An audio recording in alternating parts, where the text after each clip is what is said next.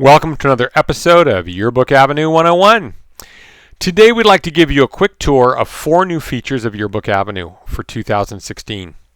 Justin's just added a bunch of additional tools to help you create your 2016 yearbook. There are separate videos on the new style selector, the color selector, the font selector, on creating logins with custom permissions, and on master templates. But some of the new features don't need an entire video just for themselves, so we wanted to do this one to take a quick look at 4 new features, all in one video. Downloading multiple images, printing all pages, the page designer pasteboard, and placeholder text. So let's take a look. First up, download multiple images. Have you ever had a coach or your principal maybe ask you for photos of a particular student who's getting an honor? Or maybe you've had the senior class officers come to you at the end of the school year because they need photos for their end of the year slideshow. Well, usually what happens is you know just where those pictures are in your online image library in Yearbook Avenue, but you can't find them on your school's server or on your computer.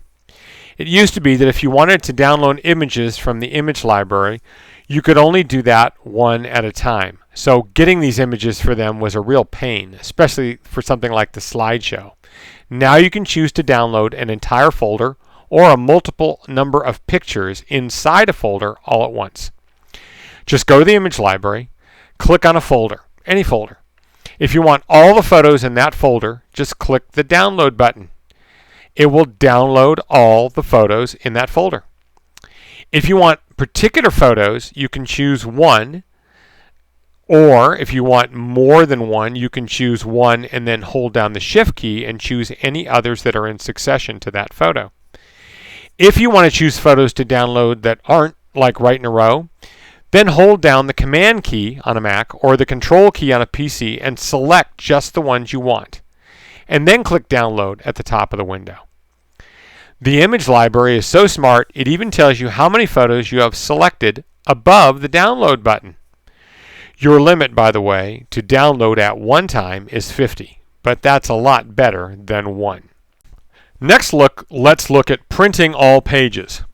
We know that you print out your pages to proof them. If you don't, you should be. In the past, that meant going to the page and clicking the preview button, which would then create a PDF, and then you'd print the double-page spread. One double-page spread at a time.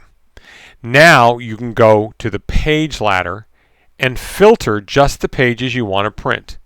Let's say you want to print pages from a particular staff member, or maybe you want to print an entire deadline. Once you've chosen your filter and clicked Apply to apply it, then choose Print. Right up there at the top. You will see a status bar pop up while a PDF is created of all the pages you filtered. Keep in mind, the more you chose to print, the longer this is going to take.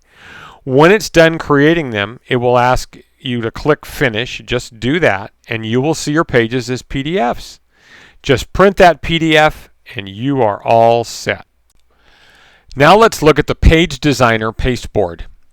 One of my favorite new things this year is the Page Designer Pasteboard. In the past, if I was working on a page and I wanted to move something off the page while I adjusted another photo or possibly found a new one, it was a real pain. I didn't want to delete that element, I just wanted to move it and have it available to pull back if I didn't like the change that I made. It's now easy to do with the Page Designer Pasteboard. Just drag any element, it can be a headline, could be copy, could be a graphic, could be a photo, to the left, the right, the top, or the bottom of the page onto the pasteboard, and then let it go. And that's all there is to it. It's just a great place to park elements of your design when you want to try something new. And we don't want you to worry that anything that is on the pasteboard is ever going to print in your yearbook. It won't. Anything on the pasteboard will not print. Think of the pasteboard as your digital desktop. Last but not least, let's talk about placeholder text. In the past, when you created a new text block, you got a text block that had about 3 or 4 words in it. You could stretch it out and make it the size that you needed to fill, but if you wanted to see how text was going to look, it was still empty. So you always had to type in fake text, or copy and paste repeatedly. And if you change the size of the text or the font or any of those things, it didn't fill up. What happened was you'd end up with either white space at the bottom or overset text. Well, now when you place a new text box, it automatically fills with type to the entire size you make the box. When you stretch it larger or smaller, it adjusts. And you can change the formatting. You can make the size of the text smaller, the font, change the font, you can align it left, right, centered, etc. And it still fills the text box. It's just a great way to see how your copy is going to look before you actually type it and where it's going to go on that page.